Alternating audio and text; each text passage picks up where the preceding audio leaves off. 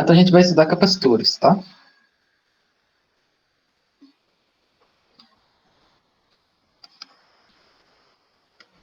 Certo? Bom, o que são os capacitores? Capacitores são dispositivos, né? Geralmente são dispositivos utilizados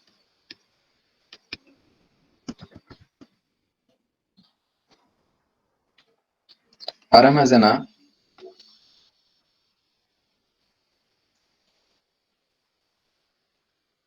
cargas. Ou seja, consequentemente, ele armazena energia elétrica. Certo?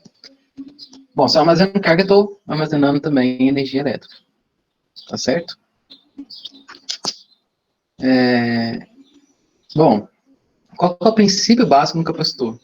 Então, a primeira coisa que a gente vai fazer é o seguinte, definir, no caso, a capacitância. Certo? E o que é a capacitância? Primeira coisa, para definir essa capacitância, a gente vai, por exemplo, colocar uma figura aqui. Imagina que é uma placa metálica, certo? Essa placa, ela tem cargas positivas. E como a gente já havia visto, em cima da superfície dessa placa, eu também vou ter um potencial associado a quê? Essas cargas, né? Então, eu tenho cargas, ok? E eu também tenho um potencial. Bom, e conforme eu vou, sei lá, pegar algum ponto aqui, eu vou ter também um potencial associado a essas cargas, certo? Bom, então o que é a capacitância? A capacitância nada mais é do que a razão da quantidade de carga sobre potencial ali da minha placa, tá certo? Ou seja, a gente sabe que quanto mais cargas, maior o potencial. Ou seja, eu posso falar que o potencial é proporcional. Esse símbolo aqui é o proporcional, tá? Ou seja, o potencial é proporcional à quantidade de cargas, certo?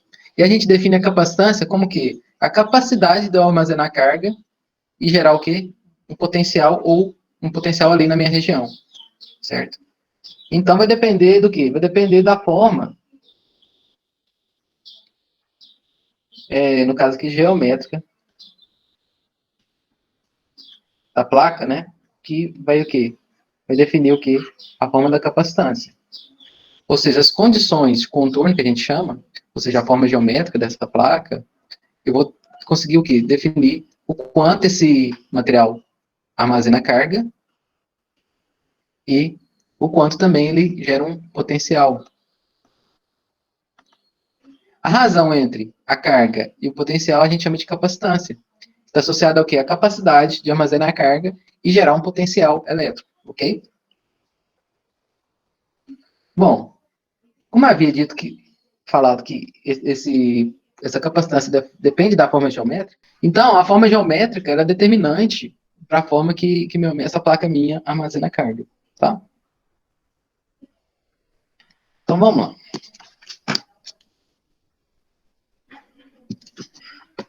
Bom, a forma mais comum de capacitor que a gente tem seria o seguinte, vou desenhar aqui para vocês. Vou imaginar aqui uma placa, aí eu tenho outra placa aqui. Duas placas, tá? Um capacitor, que a gente chama capacitor de placa plana, ou melhor, capacitor de placas paralelas, tá? Vamos colocar aqui capacitor de placas paralelas. Como que ele funciona, o princípio de funcionamento? É o seguinte, se eu inserir cargas positivas nessa placa, o que acontece? Se eu ligar, por exemplo, em uma bateria, vai surgir o quê? Cargas negativas aqui, por indução, tá? É como se eu ligasse um polo da bateria,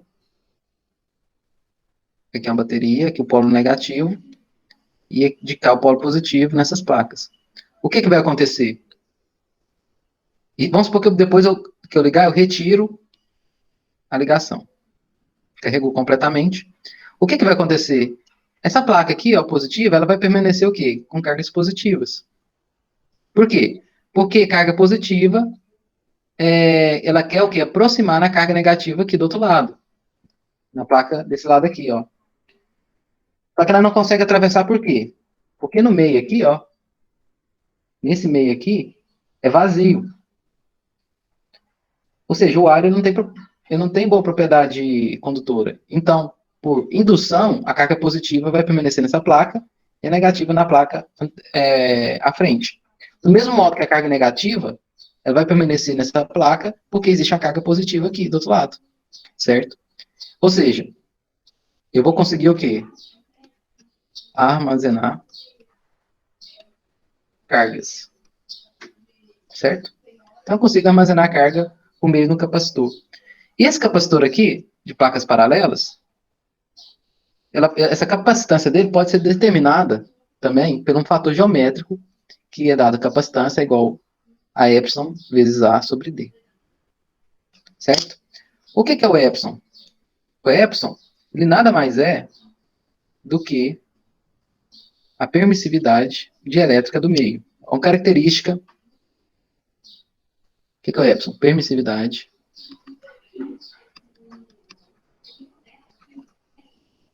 dielétrica do meio. E o que é essa permissividade?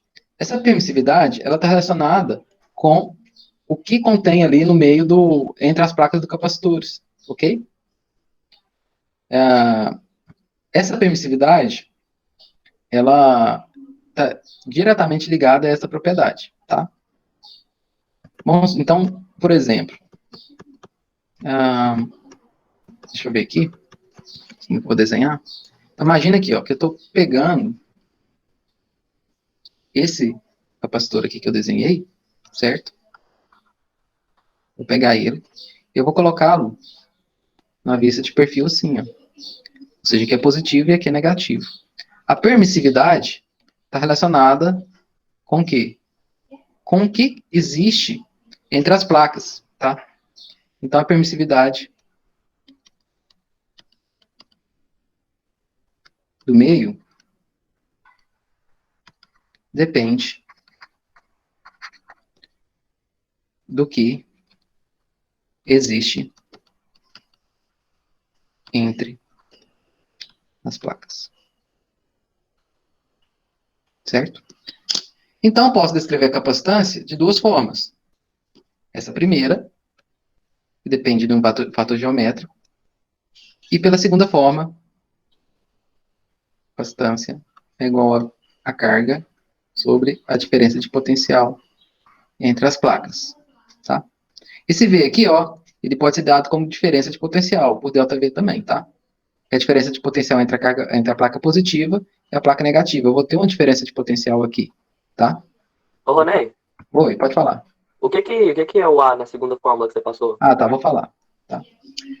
Bom, Ah, e outra coisa também, essa permissividade do meio, ela é dada em que, tipo assim, eu vou falar também. Eu vou falar. tá, tá bom. Olha só, pessoal, a capacitância, a unidade dela,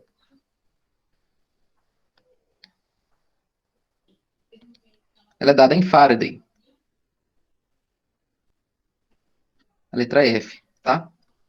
Então, toda vez que eu tenho a capacitância, está relacionado com o quê? A carga em Coulomb e a diferença de potencial em volts. Então, o Q é a carga dada em Coulomb, dada pela letra C, e V, ou no caso pode ser ΔV também, tá certo? Que é a diferença de potencial, é a DDP no caso, né? Diferença de potencial, né? DDP é diferença de potencial, dada em volts, letra V. Bom, quando eu for trabalhar a capacitância no caráter, analisando o fator geométrico, que é dado por essa fórmula aqui, a capacitância C ainda é dada em Faraday, então não vou reescrever. O epsilon, que é a permissividade do meio, é dada em Faraday vezes, ou melhor, Faraday por metro, certo? Então, essa permissividade, que ela depende do meio. Esse meio aqui, ó, pode ser o que? Ar, pode ser um polímero qualquer, tá? Esse meio entre as placas tem que ser algo que não seja condutor, tá? O termo A, no caso, é a área, né? Das placas. Ela é dada em metro quadrado. Então, eu vou calcular a área dessa placa aqui, certo? E o termo D, no caso aqui, é a distância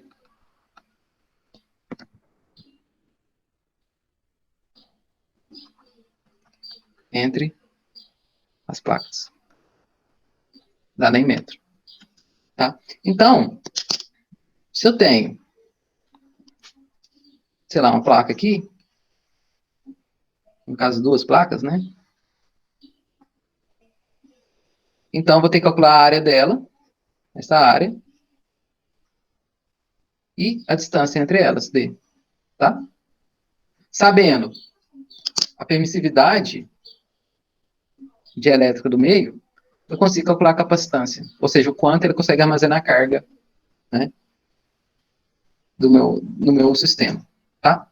Bom, vou fazer aqui uma tabelinha aqui para vocês. A permissividade, ela tem alguns valores, tá? Professor, Oi. a gente precisa saber só a área de uma das placas só?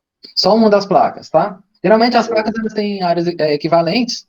Se elas tiverem áreas diferentes, aí a capacitância ela muda, certo? Mas aí daí a gente teria que utilizar alguns cálculos que vocês não têm conhecimento. E a gente precisa fazer um cálculo de integral, que a gente chama, tá? Certo. Então é só de uma placa, então. É. Beleza. Olha só, pessoal. Deixa eu fazer aqui mais ao lado. A permissividade, que a gente chama epsilon zero, que é no vácuo, o valor dela é igual a 8,8 vezes 10 a menos 12 Faraday por metro, tá? Então, é um valor muito pequeno, tá? Muito pequeno. Vamos pegar aqui o meio, certo? E aqui do lado, a constante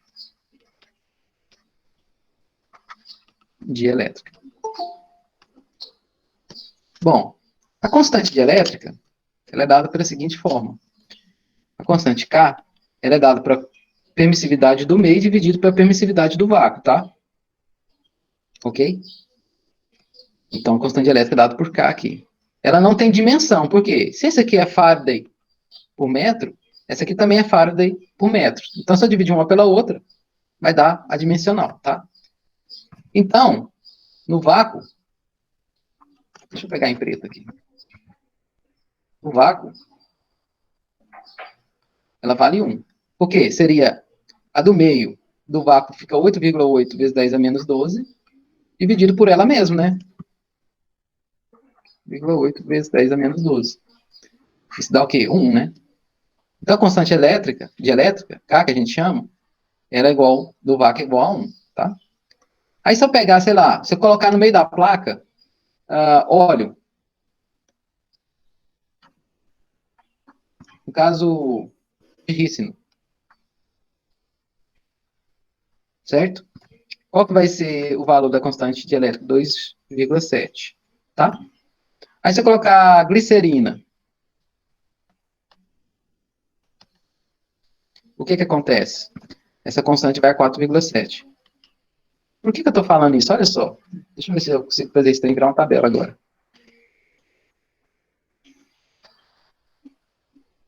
Ó, consegui aqui. Ixi, deu merda. Não vai funcionar, não. Vamos deixar assim. Então é o seguinte. Olha só. As constantes de elétrica K, vamos relacioná-la agora com a capacitância. A gente sabe que a capacitância é igual a permissividade vezes a área sobre a distância entre as placas. Tá? E a gente sabe, então, se eu trabalhar nessa equação aqui, ó, K é igual a permissividade dividido por epsilon zero, Então, a permissividade ainda pode ser escrita como a constante de elétrica vezes a permissividade no vácuo, que eu passei isso aqui para cá, multiplicando. Ou seja, a capacitância, ela pode ser reescrita como que a constante de elétrica vezes a permissividade no vácuo vezes a área sobre a distância. Tá? Essa constante elétrica é como se fosse uma permissividade relativa, tá? É sempre que é normalizada pela do vácuo. O que é normalizada? Normalizada significa o quê? Dividido. É como se você dividir, né? Olha só, normalizada é quando você divide por uma referência, tá?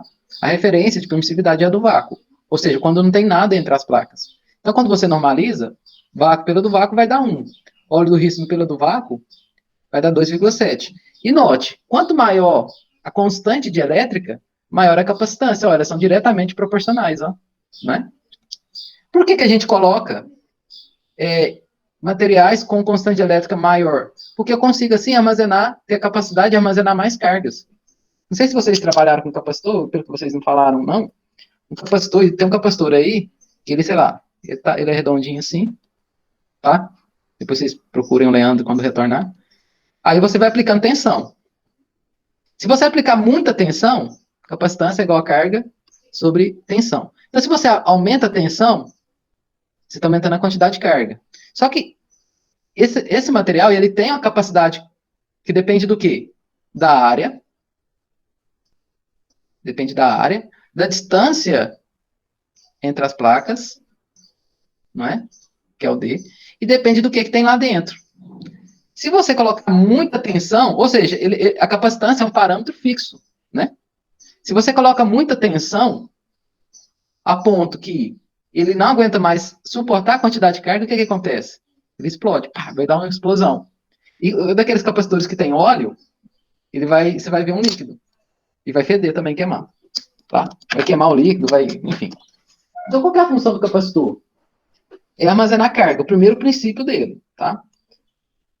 Mas existem princípios que ele pode ser utilizado para retificar circuitos. Esse sim é a forma do diodo. Olha só, o diodo, a corrente só passa em uma direção. Por exemplo, só passa para cá, certo? Só passa nessa direção aqui, ó. Aqui ela passa. Se eu aplicar a corrente contrária, ele não passa. Ela é barrada aqui, tá? Então vamos supor, a corrente alternada é assim, né? Eu vou aplicar um pulso para cá e depois eu vou aplicar ela tem uma corrente contrária, né? Então vamos primeiro analisar quando a corrente está sendo aplicada na direção. Então se a corrente aplica nessa direção, olha só, essa corrente vai vir um pouquinho para cá e um pouquinho para cá, no D1, D4. Só que no D4, ela é barrada. Ela passa no D1, certo? E vem aqui. Armazena aqui, ó.